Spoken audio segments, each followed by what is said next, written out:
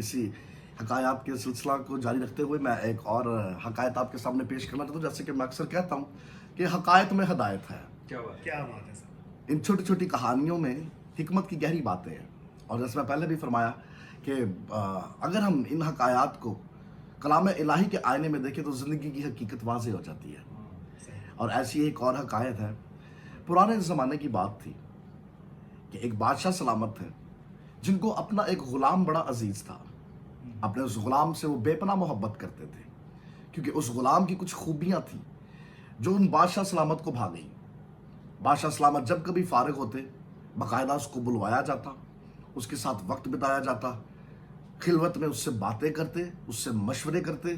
اور یہ بات بادشاہ سلامت کے جو دربار کے وزیر تھے یا جو ان کے اور جو شریک تھے, جو دوست تھے یا اہل خانہ والے تھے, ان کو یہ بات بالکل پسند نہیں تھی کہ آیا ایک غلام کی حیثیت کیا ہے, سارا دن وہ کام کرتا بھاگ دوڑ میں, تن پہ لباس نہیں ہے, پاؤں میں جوتی نہیں ہے, ایسے شخص کے پاس ایسی کیا بات ہے کہ بادشاہ سلامت اس قدر مطلب اس کے دیوانے ہوئے بیٹھے ہیں کہ بھئی اس کے بنا ان کا دن نہیں گزرتا. 24 گھنٹے میں سے اگر وہ ان کو نظر نہ آئے تو دیوانوں کی طرح گھومتے ہیں اور باقاعدہ اس کو اپنے دربار میں بلاتے ہیں یا کبھی کبھی اس کو اپنے باغ میں بلاتے ہیں اور خلوت میں اس سے باتیں کرتے ہیں. ایسی کیا بات ہے؟ یہ غلام کون ہے؟ غلام کی اوقات کیا ہے؟ اس کی حیثیت کیا ہے؟ اس غلام کو لے کے بادشاہ سلامت کی ریاست میں, ان کی رعایا اور ان کے دربار میں کئی باتیں چلتی رہتی تھی. اور خصوصی طور پہ جو ان کے مشیر تھے, ان کے جو وزیر تھے, ان کے جو ایڈوائزرز تھے, آپ کہہ رہے ہیں, ان کو یہ بات قطعاً پسند نہیں تھی کہ بھئی ہمیں بادشاہ کے قریب ترین ہونا چاہیے اور ہماری بجائے یہ شخص جو وزیر بھی نہیں ہے یا اور کسی عہدے پہ فائز, محض ایک غلام ہے. ایسی کیا بات ہے کہ اس غلام کو اس قدر اہمیت, اس قدر اس کا وقار, اس قدر اس کا رتبہ, اتنی عزت, ایسی کیا خاص بات ہے؟ اچھا, اب یہ باتیں بادشاہ سلامت کے کانوں تک بھی پہنچی ہوئی تھی. ابھی بادشاہ سلامت کو بھی پتا تھا کہ میرے جو وزیر ہیں یا میرے جو دربار کے لوگ ہیں یا میرے جو اہل خانہ کے لوگ ہیں, وہ یہ باتیں میرے منہ پہ تو نہیں لیکن پیٹھ پیچھے کرتے ہیں اس غلام کو لے کے. بادشاہ سلامت نے کہا کہ آج نہیں تو کل یہ بات مجھے ان پہ واضح کرنی ہے کہ بھئی تم میں اور اس غلام میں کیا فرق ہے, کیا وجہ ہے, کیا سبب ہے کہ وہ غلام مجھے باقیوں سے زیادہ عزیز ہے. ایسی کون سی خوبی ہے جو میرے دل کو بھا گئی ہے؟ ایک دن دربار کھچا کھچ بھرا ہوا تھا. بادشاہ سلامت کے دربار کے اندر ایک ان کے مہمان دور دراز افریقہ سے تشریف لائے اور ایک اچھا خاصا بڑا پتھر بطور انعام بادشاہ سلامت کے لیے لے کے آئے. بادشاہ سلامت نے اس تحفے کو قبول کیا اور دیکھا, جو دکھنے میں بڑا خوبصورت تھا. انہوں نے اپنے وزیر کو بلایا اور بولا کہ وزیر تمہاری کیا رائے ہے اس پتھر کے بارے میں جو میں بطور تحفہ دیا گیا؟ اس وزیر نے اس پتھر کو اٹھایا اور دیکھا. اس نے کہا کہ یقیناً بادشاہ سلامت یہ ایک نایاب چیز ہے, ایک خوبصورت چیز ہے, اور اس کی خوبصورتی اور اس کی قیمت اور بھی بڑھ جائے گی اگر یہ انگوٹھی بن کے یا اگر یہ نیکلس بن کے آپ کے گلے میں آ جائے تو اس کی خوبصورتی اور بھی واضح ہو جائے گی. سب نے بولا سبحان اللہ, ماشاءاللہ, کیا بات کی.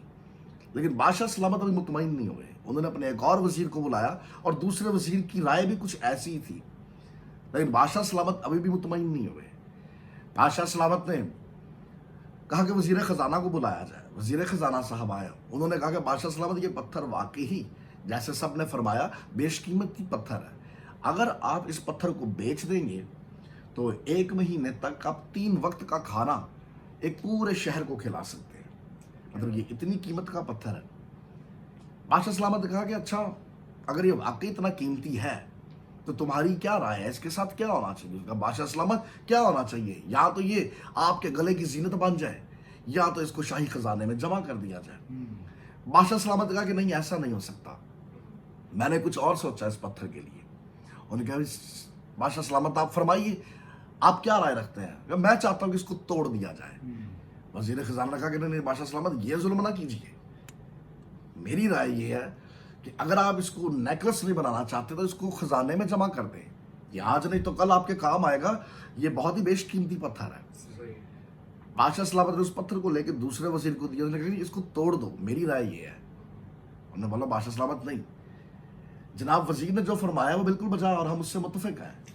یہ واقعی ایک بیش قیمتی چیز ہے, ایک نایاب چیز ہے, اور اگر یہ آپ کے خزانے کا حصہ رہے گی تو اس میں آپ ہی کی عزت ہے۔ اب یہ موقع تھا کہ بادشاہ سلامت ان پہ وہ بات عیاں کر دیں جو وہ چاہتے تھے۔ سب نے جب یہی رائے دی کہ اس پتھر کو توڑا نہ جائے بلکہ سنبھال لیا جائے، اب موقع تھا۔ بادشاہ سلامت نے اس غلام کو بلایا۔ اب وہ غلام آیا۔ اب سب وزیروں نے دیکھا کہ اب ہماری رائے کے مد مقابل اس غلام کی رائے لی جائے، مطلب اس کی کیا حیثیت اور اس کی کیا اوقات کہ جہاں پر ہم بیٹھ کے مشورہ دے رہے ہیں وہاں پہ اب یہ آ کے مشورہ دے گا۔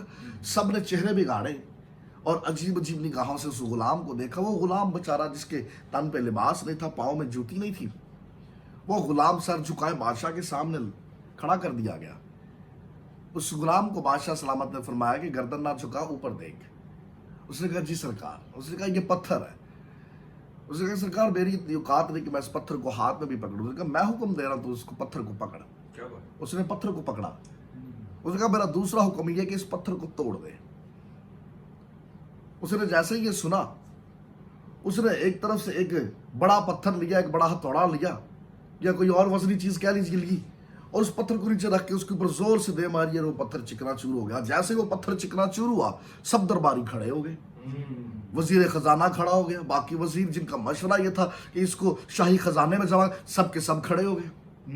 اور سب کے سب نے کھڑے ہوتے ہی اس غلام کو برا بھلا کہنا شروع کر دیا، اے نالائق، اے احمق، اے بدبخت، تجھے ذرا بھی سمجھ نہیں، تجھے ذرا بھی طور طریقہ نہیں کہ دربار کے اندر شاہی لوگوں کے درمیان میں کیا بات چیت ہوتی ہے، کس طرح سے تبادلہ خیال ہوتا ہے، کس طرح سے نصیحت لی جاتی ہے، دی جاتی ہے۔ بادشاہ سلامت نے ایک ہلکی سی بات کیا کہہ دی، تم تو فوراً چڑھ دوڑے، تم نے تو فوراً موقع نہ دیکھا، نہ آؤ دیکھا، نہ تاؤ دیکھا، اور پکڑ کے اتنا نایاب پتھر، اتنا بیش قیمتی پتھر بادشاہ سلامت کے لبوں سے ایک دفعہ کلام ہوا اور تم نے پکڑ کے توڑ دیا۔ یہ بات تو بادشاہ سلامت نے ہم سے بھی کئی بار کہی تھی، لیکن ہم نے ان کو مشورہ دیا تھا کہ اس قدر نایاب پتھر شاہی خزانے کی زینت ہی اچھا ہے، لیکن تم نے ایک دفعہ بھی نہ دائیں دیکھا نہ بائیں دیکھا اور پکڑ کے اس نایاب پتھر کو چکنا چور کر دیا۔ یہ تو ہے ہی بدبخت، یہ تو اس لائق ہی نہیں۔ اب یہی وہ موقع تھا کہ جب بادشاہ سلامت اپنی کرسی سے کھڑے ہوئے اور سب کو خاموش کر دیا۔ اب سب لوگ سننے کے لیے بے چین تھے کہ اب بادشاہ سلامت کیا کہیں گے۔